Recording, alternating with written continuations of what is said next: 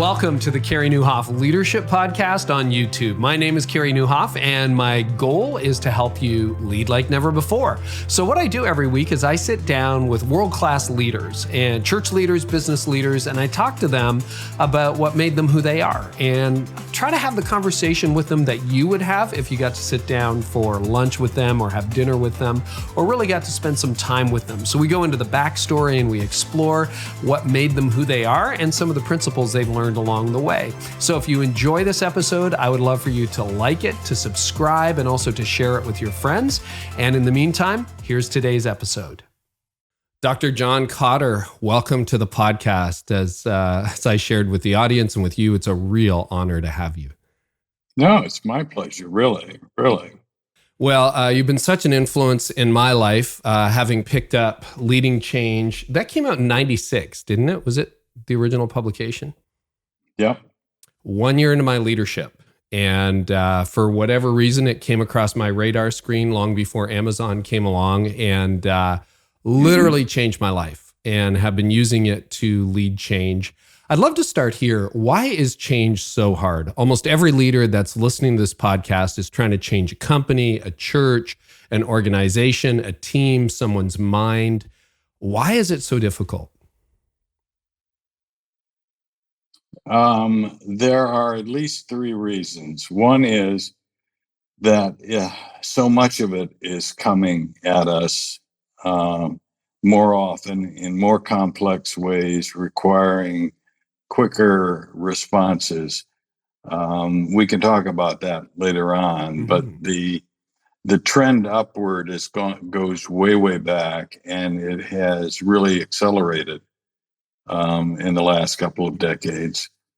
And on the other hand, organizations, as we know them, were not built to be rapid change machines. They were built to be efficient, reliable machines that could ensure their survival. So they're much more survive-oriented than they are, which means, hold on to what you got, stabilize, et cetera, et cetera. And then you've got human beings. And the people who have been studying the brain and the hormone system and the like over the last 20 or 30 years, now with increasing use of imaging and real data, if you read them carefully, the survive system in us is unbelievably powerful. And again, it tends to default toward what it knows. It defaults towards stability. We weren't kind of constructed to be rapid change creatures. So if you take a world that's moving faster and faster and faster, organizations that were not designed for that, and people who tend to default more to just hold on, you got a real challenge. Yeah. All of that is true. And I mean, a lot of leaders, particularly those in the church, like I was leading 100-year-old organizations, right? Like the churches had been around and they were the little red brick buildings and we sold them within the first 5 years and everything. But the resistance was significant. I was poking through, getting ready for this interview, some of your other books. And I know in Leading Change and I know in Our Iceberg is Melting, you talk about the different groups associated with change. You have your early adopters, you've got, sort of a quiet majority in the middle, then you have some resistors and opponents. I think you call them Dr. No-No in Our Iceberg is Melting, a little parable, a fable that you wrote. Do you want to talk about that? Like whenever you're navigating change, there's always an enthusiastic group, there's always a resistor group, and that was life-changing for me, has been for 25 years now. Well, and the fact that everybody doesn't totally appreciate that is one thing that gets them into trouble. It's not at all unreasonable to think, okay, I have to change, for example, my organization, my church. Well, that means everybody. So I focus on everybody and assume they'll all kind of go along at the same pace. But the study, the actual research shows that that is not what happens with any kind of significant change or any kind of innovation of any magnitude. You tend to get this pattern of a few percentage that jump on board very quickly and very easily, early adopters or innovators or something, and then 4 or 5 groups all the way toward the kind of the laggards. And it's the number of change efforts by good people who are trying to do something that's useful that get bogged down and ultimately fail because somebody tries to move the laggards along with the innovators up front because it just seems logical. We have to move together. And the laggards, of course, just are anchors. Yeah. They get pulled. Some of them never get pulled in. And those that do, it's when they discover they're in the 10% minority and everybody else has gone along. And there's enough proof at that point that this thing is working. So even somebody who's very inclined to think, be cautious when it comes to change, can be won over because they can see not only do all of these people have they moved in a new direction, but it's working. I think a lot of leaders, and I found this in myself, we get stuck or a little bit paralyzed or fearful of the opponents, the laggards, and we wish everybody was an early adopter, right? The people who applaud you, that kind of thing. What are some good strategies for dealing with the tension between the early adopters who are ready to go and the laggards or the opponents who are resistant or even angry about change and vocal about it? Right. One strategy is to look around your organization and find a project or a group or a unit that is filled with the early adopters and just focus on them at first to get some momentum going. Okay. Just ignore it. Don't even talk to the laggards about it. That's one strategy. Corporations sometimes use if there's an important laggard on the executive committee, deciding they need to open up an office in Singapore, and that he is clearly or she is clearly the right person. So it's a kind way of getting them out of the way, if you will, before. Another way, which is counterintuitive, is to invite everybody in a room, including the laggards, and allowing them to, in a sense, be irrational jerks in front of the crowd. But the trick is you've got to maintain your cool and be straightforward, honest, thoughtful, and it can win over some of the people that are in the middle, if you will, because they can see the contrast. But that requires obviously some emotional maturity and control on your part, and a little bit of fearlessness, rather. It's really interesting, John, because that takes me back to like 1998 when we first proposed selling these historic 3 buildings. And of course, the church is a volunteer organization, right? So I was the only one on the payroll at the time. So it's not like I was leading staff. I'm leading all volunteers.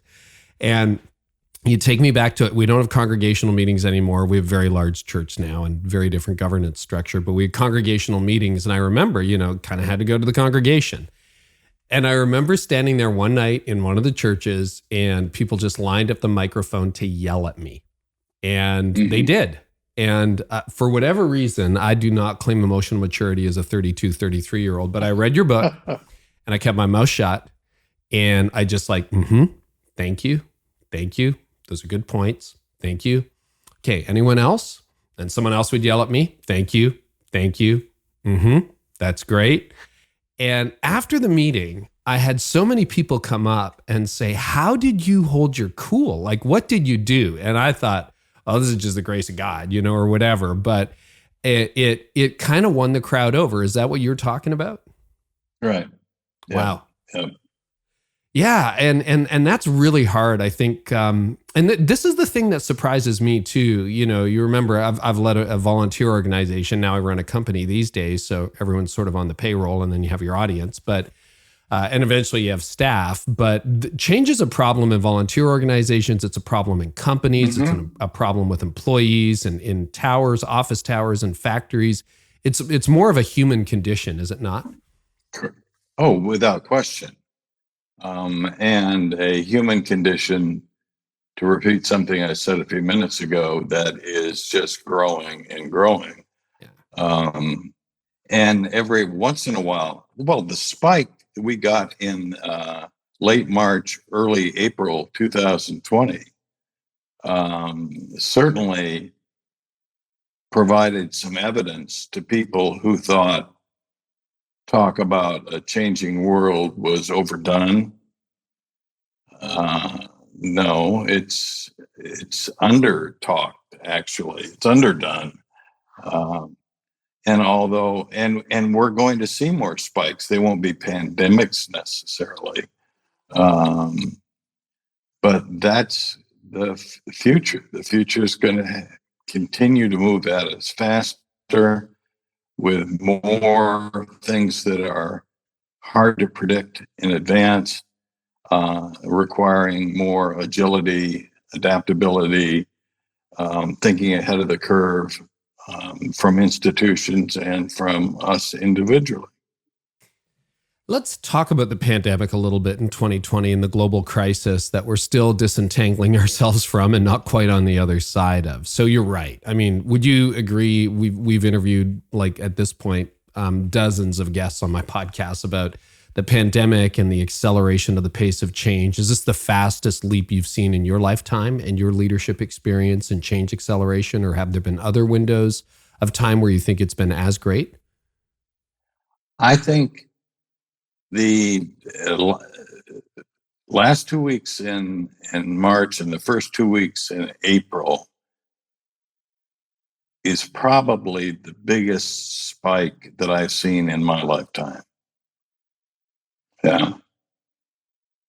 Not that there weren't others, but right. That's the biggest one.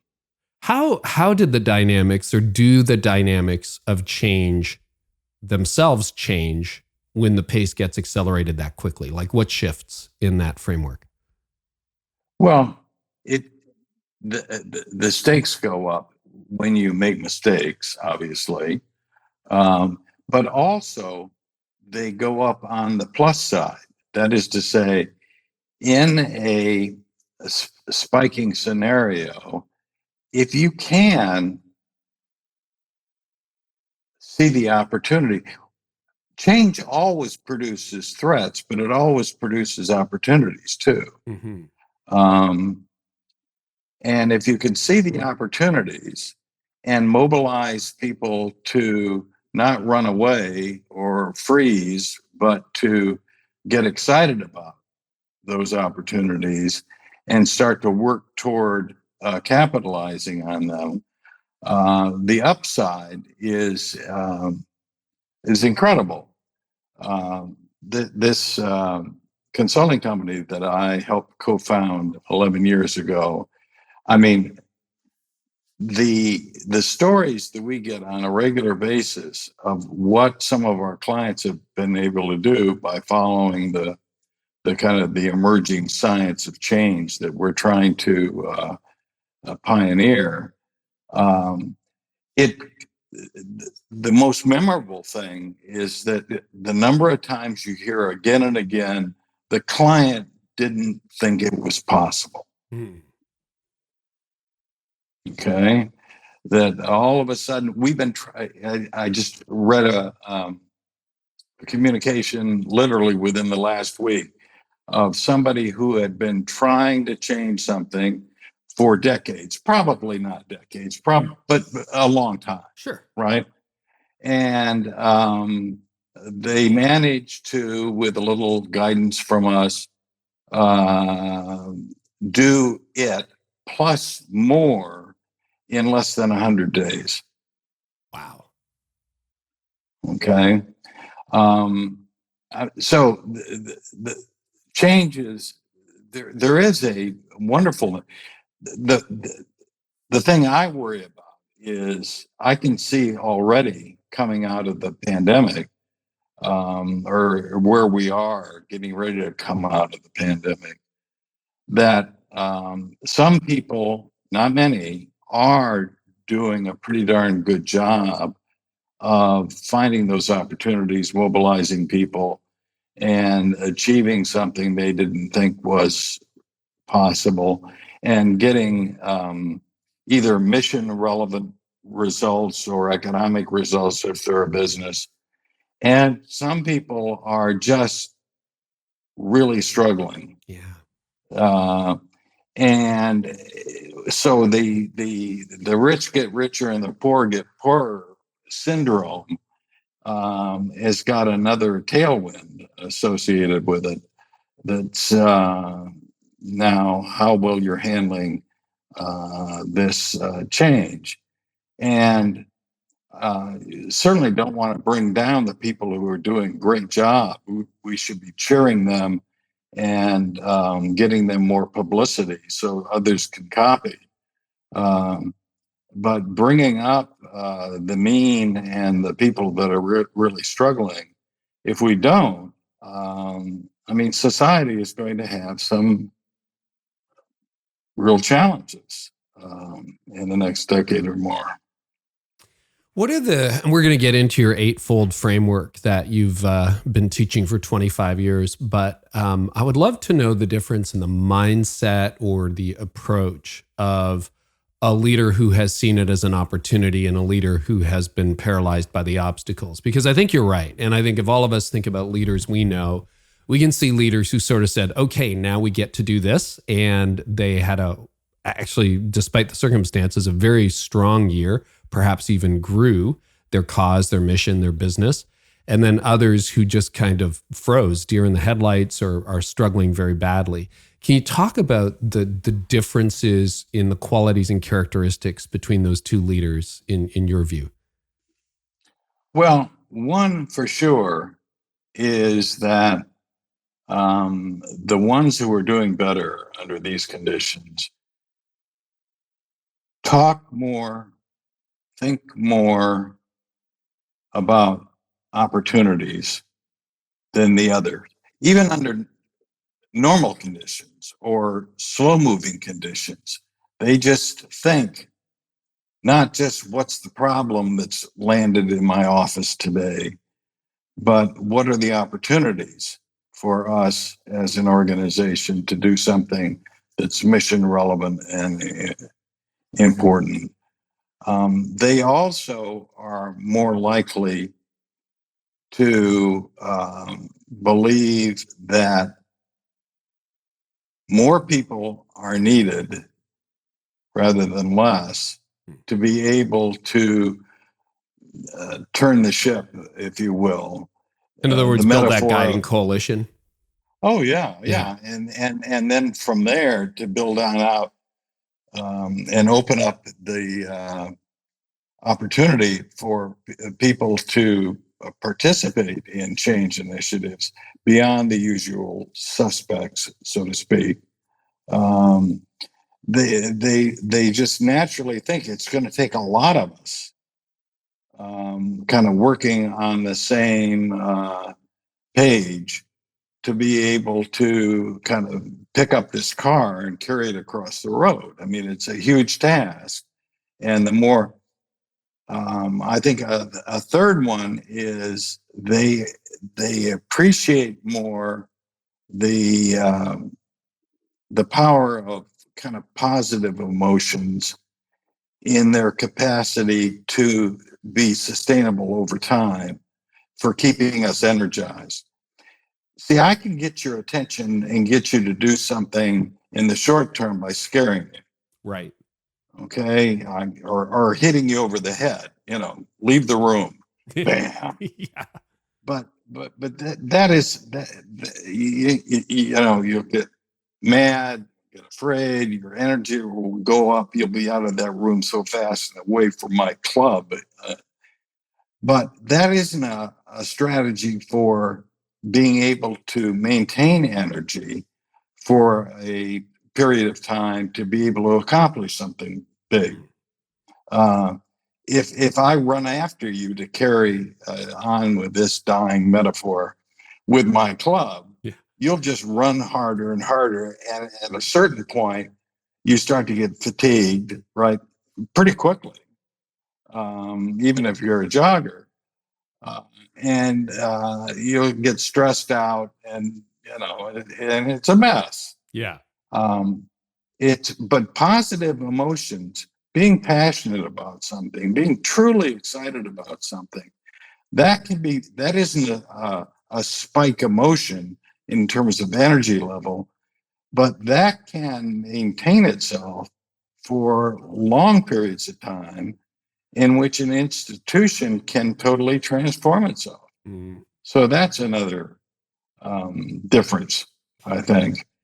Yeah, those are really good points, and I think there's a difference between momentary hype, and as you described that, and again, you've studied this your whole career.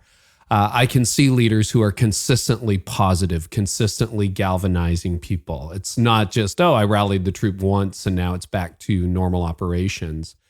Are these skills that can be learned? That's always a good question. I think there probably are some people, but I think it's a pretty small group who have, because of their circumstances while growing up, who knows, maybe even because of their genes. I'm not an MD researcher, who have a personality, et cetera, that is just kind of afraid and angry and negative, and they just have a heck of a time. Yeah. Even if you put them through a course, you're fighting personality, which is pretty stable. For a lot of other people, I think it's a matter of taking what's in there and helping them connect to it and enlarge it. So everybody has virtually everybody has the capacity to get excited about something. So how can I learn to connect with that and then use that and let that show when I'm talking to my colleagues about this change that I think we need to make, without feeling so vulnerable that I back away. And opportunity is another one. That's closer to something that if you have, it wouldn't hurt for a lot more people who are in leadership positions to have a sign in their office, on the wall. Take this piece of art down and put up a sign that says something like, "What's our big opportunity?" Right. No, we had a client in Europe, very interesting guy in an old industry that was not inclined to want to change. The older the industry, the more you can get stability. And we helped his executive committee craft a statement of what they thought their big opportunity was. And he liked it so much, he had it, his office had kind of glass on one side out to the hallway. And along the hallway, in letters, maybe 15 inches tall, he had that slogan run all the way down the hallway. Amazing. Our big opportunity is, so he could, anybody in his office, and he would sit with his back to it. So when they were looking at him, they would also see behind him this thing, right? And everybody that walks down the hallway, of course, is stopping and trying to figure out what is this. So I think people can be, well, we've proven it. People can be taught to think more about opportunity and to act more on opportunity. So that part can be, quote, taught, unquote. So it's a mixed bag. No, that's I get that, and you know what? It's funny as someone who's tried to practice this framework now for a while, years, decades. I find I've got both sides inside me. I think most people do, right? There are days where I can be kind of negative and doer and see the problem, and there are other days where I'm like, and the framework and teachings like yours help me realize, oh no, when I focus on the opportunity, I rally the team, I rally the troops, etc. So that's helpful. I want to ask you before we dive into the framework, Dr. Kotter, I'd love to know, how did you get interested in this? How did this become your life, your career, your academics, the institute, the company you've now founded? What prompted you as a young academic to say, yeah, I'm going to focus on change?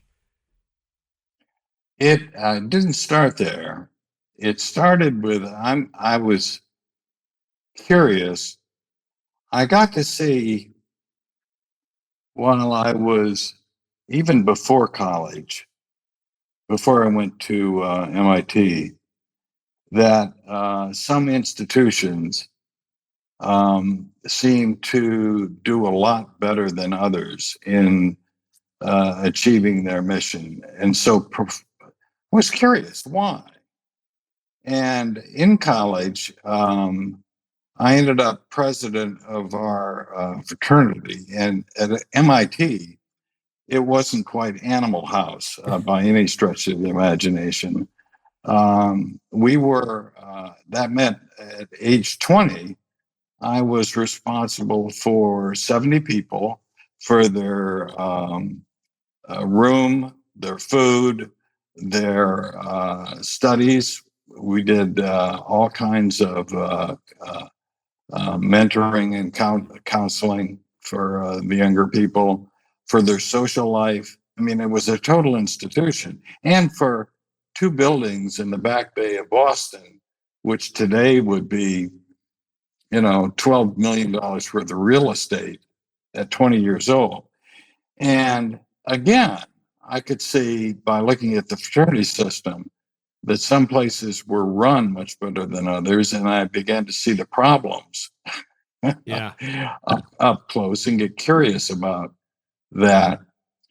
And that journey took me eventually around to concluding that one, not the only, but certainly one of the reasons that organizations and people outperformed others was their capacity to adapt faster and smarter, to change when it's appropriate, to take advantage of opportunities, etc. So the performance outlook, if you will, took me to, the world is changing, and those who adapt better and faster and smarter are performing better, which took me on to leadership as a topic too, because my doctoral thesis was actually not in business. It was following big city mayors during the very tumultuous 1960s, when most cities were experiencing riots and the like. And the distance between the three cities that did best and the three cities that did worst, the three mayors that did best and three mayors that did worst, was huge. Wow. I mean, gargantuan. And and the three that did the best were much more opportunity focused, rallied the troops, get lots and lots of people focusing on some critically smart initiatives, changing their towns for the better, and on we go from there. Did you have pushback when you decided, like from your colleagues or anyone in academia, when you decided to focus on change, or were people innately curious about what you would discover? I'm just curious. It seems like an interesting field. Yes. And I'm not sure if I ever got pushback. I'm sure some people thought this wasn't the most important topic. Whatever they were studying was the most important topic. This is kind of human. The one place I got pushback at Harvard is when I decided to write a business fable. Right. Nobody said it. Nobody at that point, nobody would, say, John, you're an idiot. But you could see it. They're kind of all going, oh, he's lost his mind. That fable has led to 3 stage plays. Wow. Not Broadway, but it has impacted millions and millions and millions of people. It's been translated into 30 or 40 languages. It was a New York Times bestseller. I've had everybody everywhere from CEOs of large corporations down to somebody on the janitorial staff of a company that I once worked for, who came up to me looking all kinds of awkward and embarrassed and everything else, and saying, "Excuse me, Professor Kotter." And I said, "Yeah." And he said, "I found your penguin book." And I said, "Really?" And he says, "Makes you think." And I said, and he said, "Thank you very much." And he turned around and walked away. And I must admit, that made my week. Yeah. Well, it's fascinating. It's short. You can read it in a morning or an afternoon. It's you've got some principles after. Patrick Lencioni, who's been on this show a few times, he would say people only read the fable parts of his book and ignore the end. I'm the guy who skips to the end to look for the principles. So Right. I hear you though, and that's become. You're talking about our iceberg. Why can't I say that? Is melting, right? Is that the book you're referring to? Yeah. Yeah. And it's your best-selling book to date. That and Leading Change have both sold a lot of copies. Yeah. Okay, well, what I want to do, and I know these are the subjects of books in themselves, but if you could give us just a quick overview of the Eightfold Framework that I think has held up over 25, 30 years of teaching it now. Creating a sense of urgency, guiding coalition. They're the principles I use to lead change over the years, and would love to hear you just kind of take us through a quick overview if that's helpful for leaders. Sure. What we found is when we could identify and convince ourselves with real data that somebody had made a major change that had resulted in much better results, it tended to start with creating a sense of urgency among as many people as possible. And that means a kind of an intellectual sense that, ooh, this is the right thing to do, and an emotional sense that, ooh, this is compelling.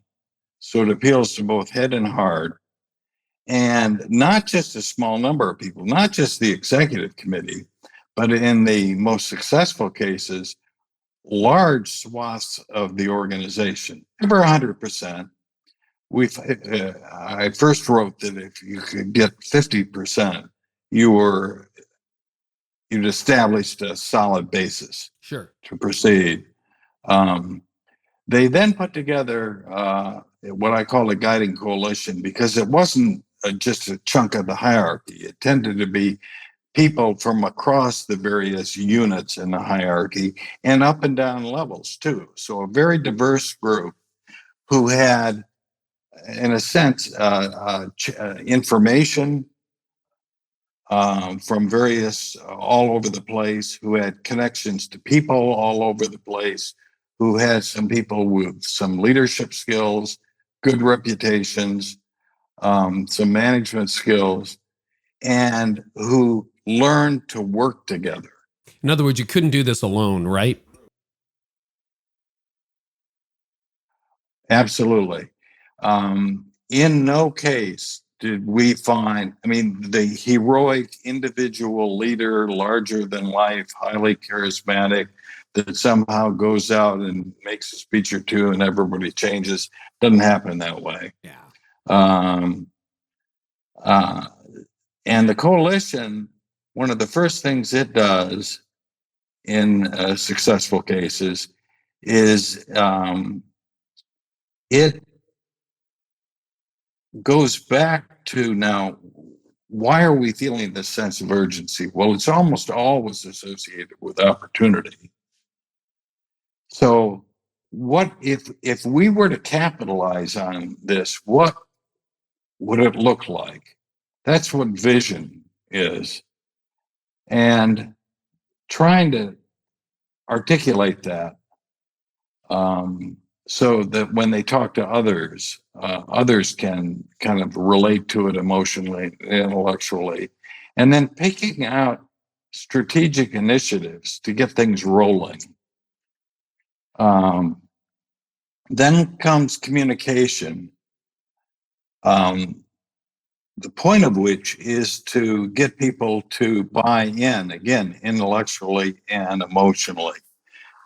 People under communicate constantly, because in running a organization in a time of steady state, you don't need to communicate that much. Mm-hmm. That's part of the whole idea, is you want to eliminate the need for communication through standardization and the like.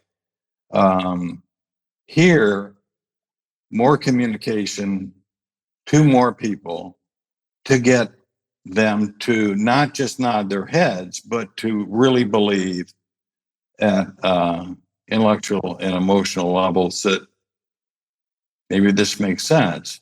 And then it's a matter of kind of letting people try things that are on that path, encouraging volunteers, empowering people, resisting the impulse to want to control everything.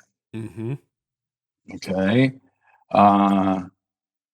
And guiding things toward, I mean, if you're going to do anything, guide it to make sure that you get some what we call short-term wins, which are these efforts aren't just efforts, but they lead to results that you can point to as evidence that you're onto something, that builds credibility and momentum.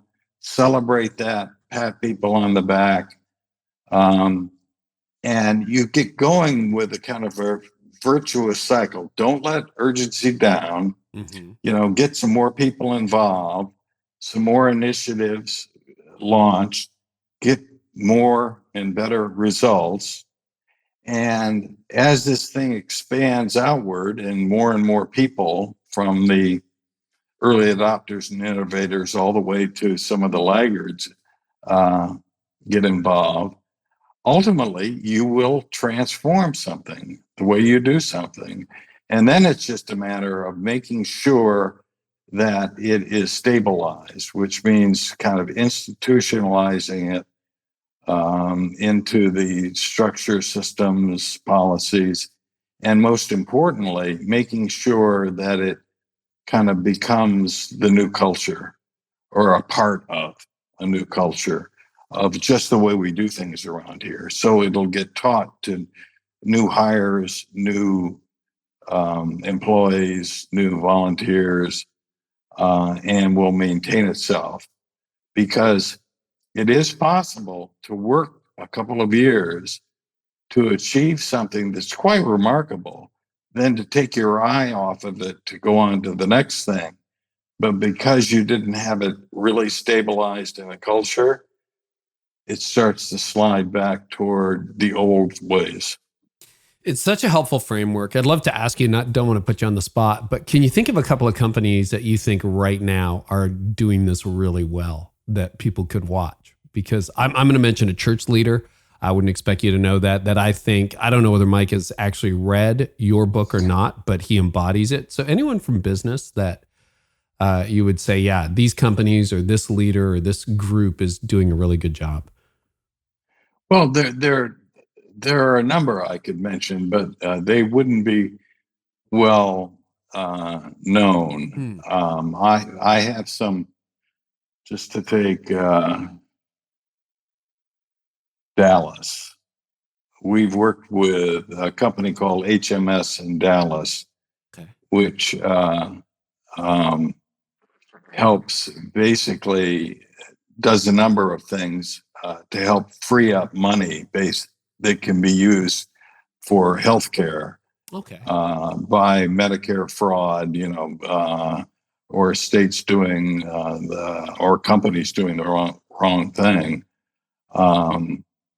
And they've done a marvelous job over the last 3 or 4 years of going from a frustrating position of a growing market, but they were flat in sales, to 25% growth for year after year, stock price tripling at one point. And very much because they focused on, let's figure out how to figure out this transformation thing and do it, because we really do think there are opportunities here that are important. Among big, well-known companies, I've been watching one for 35 years that has done a much better job than the average big company. And they've gone from startup to, by some measures of customer satisfaction, economic performance, employee satisfaction, growth, number one in the world, from startup to number one in the world in an established legacy industry. And it's the airline industry. And the company that's done this is called Southwest. Yeah. And I could tell you story after story of how they managed to keep holding some things constant while changing other things as they grew and as they expanded, and doing it quickly, efficiently, with a lot of help from a lot of people, including people buried in the organization. Very impressive. And although one CEO, their second or third, Herb Kelleher, certainly added a lot to that, he's long gone. Yeah. And they still can do a turn to the right, turn to the left, and get their people to go along. I mean, even under the horrid conditions that the airline industry is going on right now, they have done much better than the average airline, again, because they're managing their way through COVID. Now, having said that, they've got huge challenges along with everybody else, but that's an interesting example of a big and a well-known company that has done this very well. Well, it's a great example too, and that's to point 8 in your framework, right? It's anchoring the change in the culture so that actually it survives succession. It becomes the soul or the DNA of the company. Airbnb, I don't know that you'd agree with that. I think they've done a wonderful job in this pandemic because they were based on travel, and so they went hyper local almost within 6 to 8 weeks. It's like, we're just going to get people out of town. We may not be able to get you across the world. We're going to get you out of town. One church leader that comes to mind, and I wouldn't expect you to know him, John, his name's Mike Todd. He leads Transformation Church in Tulsa, one of the fastest growing and largest churches in America, a young African-American leader in his early 30s.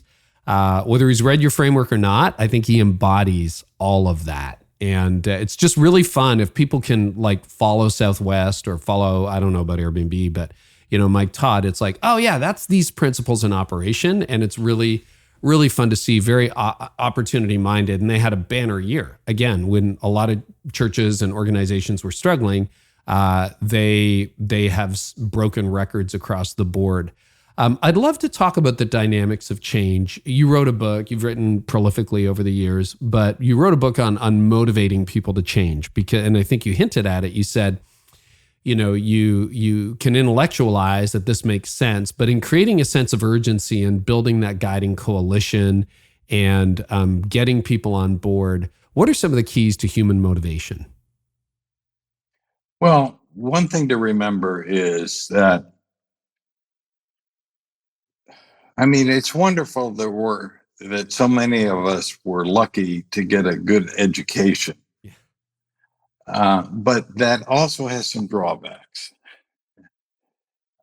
because the education, they forgot everything except this part of our body. Right. Everything down here kind of is ignored in education. And yet when we studied nearly 100 or 150 change efforts, we reported in a book called The Heart of Change that the most successful, again and again and again, the theme that went through there is that it was creating experiences that were emotionally compelling for people that got them to change, that was more powerful than giving people data to change how they thought, which led them to change their behavior. That isn't to say that data thinking behavior link isn't enormously important in life. That's not the point. But when you're talking about change of any magnitude, the evidence is this is why. Well, I've learned a lot about consulting in the last 12 years. Mm-hmm. The consultants that show up with a PowerPoint slide deck that's about an inch and a half thick, and go through it, and it's all intellectual. And then they leave, and except for their bill, of course. And then you come back 2 years later, and nothing's changed. And the PowerPoint deck is either missing or it's on somebody's bookshelf. I mean, it's a cliched example of just appealing to the head is not how you mobilize large groups of people to make changes and transform institutions. The emotional part is enormously important. And the emotional part gets triggered with words, but it also gets triggered with experiences. So I can still remember one of my senior faculty when I was a junior faculty at Harvard. I went to him once and said, "I've got this class coming up, and I'm trying to get the Harvard MBA program was designed originally to be a transformational experience for people. So that's the way we thought. And I said, I'm not having as much impact on these kids as I want on the way they're thinking and the way they behave in class. And I said, I've kind of written notes here. This is what I want to tell them. And I think this, and I read him, a couple of minutes worth of something that I had written down. And he listened very patiently. And he said, John, your challenge, I think, is not the lyrics, it's the music. There you go. There you go. How do you motivate people? Like if you're giving, like, how do you move the heart? Because you're right, leadership is communication, and a lot of people here step up to a microphone who listen to this. So it's easy to go with the PowerPoint with the slide deck and go, well, for the following 8 logical reasons, we should move, we should do this, we should change, we should plant, we should not plant. But how do you move people's hearts? Well, it starts with some understanding of what they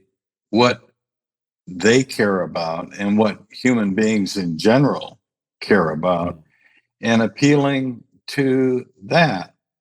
Another tragic mistake that happens inside corporations all the time, of course, is the senior management communicating the latest earnings per share to the broader middle and lower parts of the organization. And the senior management's very proud because the numbers are good relative to the competition. And down inside the organization, it has no meaning. Right. I mean, I don't own any shares. Yeah. And what? I'm going to go home and tell my kid, Dad, how'd you do today? EPS was up. No, doesn't work that way. You want to be able to tell your kid that you did something that actually helped somebody, that you're proud of the work you do, that there's something about the products or services that you contribute to that actually make a difference, a positive difference in customers' lives, like your friend Tommy, who owns one of our, it's very human. And it's something that people in their lives, not just in their work lives, but in their lives care about. And there isn't, I heard somebody once say, well, that would be easy in some places, but we make ball bearings. What can you do? And the answer is lots of stuff.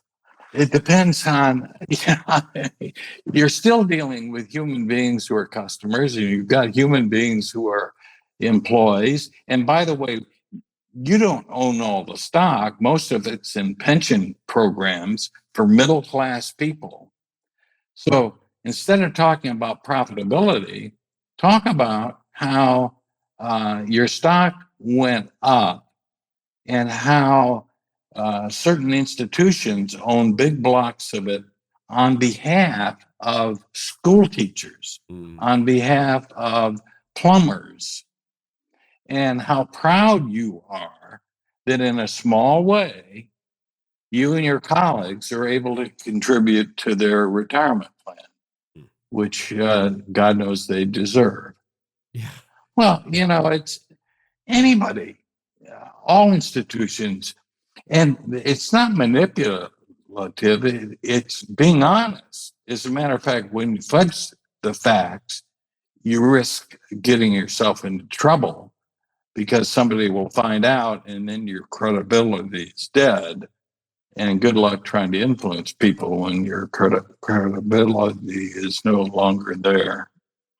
Yeah, those are really good points. And I know something at staff meeting we always did at the church, and I do now in my company, is we just tell stories of life change, like where I am right now, which is an online business. If we hear from a podcast listener, we'll often share that at staff meeting, or something came into the public inbox and it's like, wow, look at the difference this made, right? It's connecting the dots. It's letting people know that, yeah, maybe you worked on some code on the website, or maybe, you were just producing yet another episode, but here's the impact it had on people's lives. That's the kind of thing you're talking about?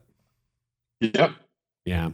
I want to talk about the speed of change. So long before COVID, and we've already touched on how accelerated it's been over the last year, but you were writing a decade ago and earlier that change just keeps accelerating and accelerating. And I think you finished an article in the Harvard Business Review in 2012 saying, unless you manage to respond to the pace of change, a lot of companies just aren't going to make it. Leaders aren't going to make it. Can you talk about what's at stake and some of the dynamics of rapid change? Yeah. First of all, it's useful nobody thinks about it, but it's useful to realize that this trend toward more change, faster change, and more complex change is not only pronounced in my lifetime, in your lifetime, but it goes back to the switch between a hunting and gathering, basically, society and an agricultural society. It goes all the way back. During industrialization, everything kind of sped up.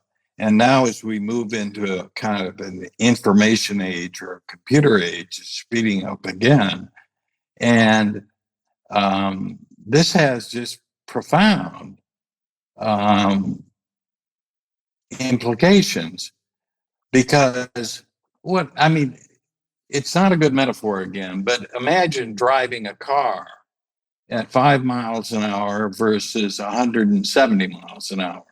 In terms of the stakes, at 5 miles an hour, the probability that you could hurt yourself or somebody else is pretty low. Yeah. That's a good point. At 170, you could go off the road into somebody's house. Yeah, fireballs, like everybody's dead. Yeah, a lot of damage. Yeah. The stakes are huge. And in our interconnected world now, more and more, what I do in Sarasota or in Boston or somewhere else in New England is being felt in places that I've never been. Okay, in Tibet, in Swaziland, in Croatia, through a complicated series of interconnections. And so when individuals do things, although they don't see the results of what they do, it's not in their office, it's not looking at them like I'm looking at you right now. Here we go. In the paper yesterday, it said that the Biogen conference that occurred in Boston in February, the latest estimates by people who are not trying to play games, but are really looking, is that at first they thought it affected dozens of people with COVID. Okay, yeah, this was a super spreader event. I remember that. Yeah, right. Then it went up to, we've traced, some of them, a lot of them left Boston to other countries. So we traced those, and the numbers go up to hundreds. The latest estimate is 300,000. From one conference in Boston in February, 300,000 people got infected with COVID. Wow. And that would only be possible if we have, jet planes, we have this interconnected world, we have people who are moving around quickly. It wasn't that long ago. 100 years ago, the average person was born somewhere and they died there. Mm-hmm. Yeah. That was it. Well, that's not the world we live in. Although we're shut down from travel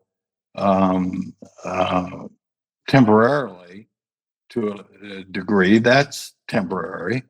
And they're building, as you know, new supersonic commercial jets that'll get us across the US or to Europe or to Asia faster even than the first generation of Concords. Yeah. So what's the implication for leaders with the rapid interconnected network world and the pace of change? How does that change the dynamic of leading change?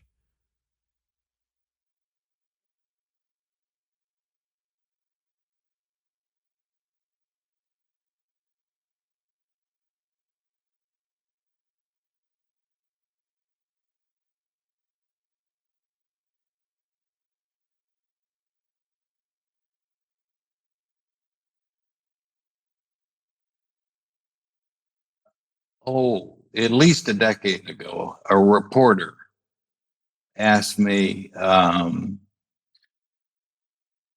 in the future, what kind of leadership are we going to need more of? And what he was thinking, it was a he, I remember that, is either leadership that has a more sophisticated global sense, Mm-hmm. or leadership that is more technologically sophisticated. Right. And I said, the kind of leadership we need in the future is more.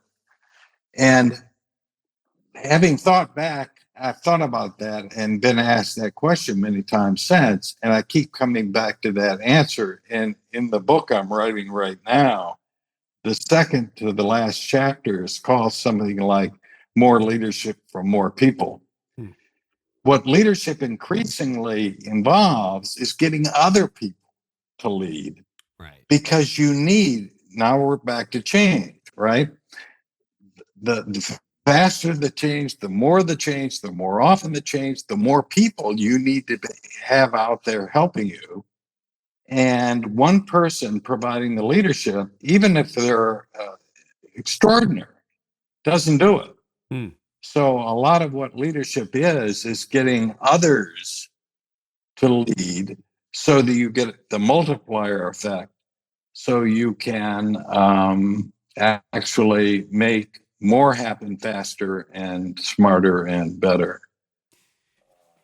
That is such good advice. And I think there's way too many leaders in business and in the church world, not for profits, who are the sole hero kind of model. It's like, I'm going to do it all. And it's interesting. I'll talk about this at the end of the podcast, probably in a segment I do. But it's funny. I'm remembering, after having read your book, we had an existing board, but they were all, with all due respect, older people who had been there for a long, long time. And I thought, these are not going to be the people who create change.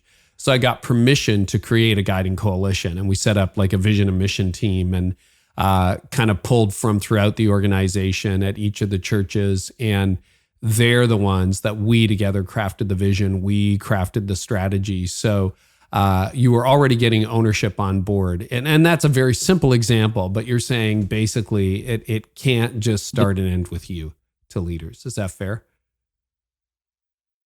Correct. And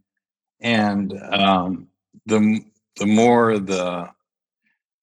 back to your question about stakes, I think the upside of getting a lot more people from a lot more institutions kind of into the leadership game, even if only a small degree, versus not having that happen over the next 5, 10, 15, 20 years. The stakes are big. We've got to do it. A couple of quick questions to wrap up today. And thank you for being so generous with your time. A lot of leaders, it's like, okay, well, I got to make some change. If there's one area where you think, okay, if you're going to start the change process, start here, what would you say?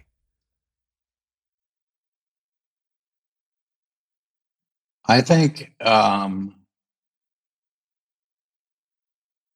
more often than not, because of the, if you will, the feedback systems that go to the typical person in a leadership position, if they don't watch out, it's very easy for them to receive information that suggests that their people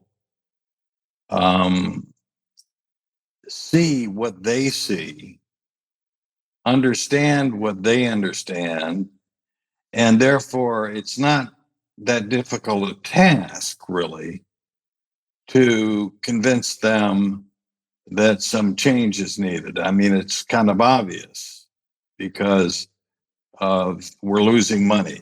It's kind of obvious because we're on Sundays, not that many seats. Yeah. It's kind of no. Creating a real sense of urgency that there is both a problem and a real opportunity here, and among lots of people, is just essential. And it's very easy, again, because of the information that tends to flow to leaders unless they go out of their way to maintain relationships that are open and honest with a larger group of people, to fool yourself, to say, well, this isn't a problem, now let's move on. And then they wonder why they get bogged down, why people resist. And then the question is always, why are these people unreasonably resisting? Or they come up with talking points of, they're stubborn, they're stupid, they're threatened, with the future. Well, maybe a little bit of all of that stuff, but you also didn't set the mood right at the beginning. Do that. It's good advice. Okay. Is there ever, because you've done this for many, many years in many conversations, is there ever a question about change you wish people would ask you, but nobody ever asks you?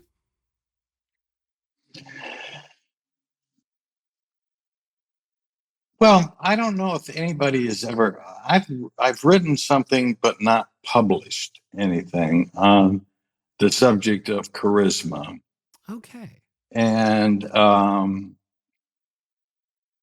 I suppose it does occur to me that I wish people would occasionally ask me about the importance of charisma, because the reigning implicit theory of the connection between charisma and change is every once in a while you get a very charismatic individual who has such kind of powerful draw on people that they do whatever he says, which creates changes and better results. Hooray. And when you study it carefully enough, you discover that more likely what it is that you've got a person, solid person, he or she follows the kind of steps that I write about. He or she follows the kind of principles that I talk about. That eventually starts getting results, produces change, And when enough people see the unexpected, good, beneficial, transformational change, they look back at that person, and suddenly the person looks to them larger than life and charismatic. That is So a fascinating insight. Causality is backwards. It's not charisma leads to great change. It's great change leads to a perception of charisma. I hope you publish that. Someday. Oh, Dr. John Kotter, this has been a joy. Thank you so much for being with us. If people want to learn more, or obviously your books are available on Amazon, everywhere books are sold, but where is sort of a headquarters for you these days on the internet that people can find you? Just type in John Kotter and you'll get some repeats of Welcome Back, Kotter, the TV show from a long time ago. But mostly you'll get more information about me than you need.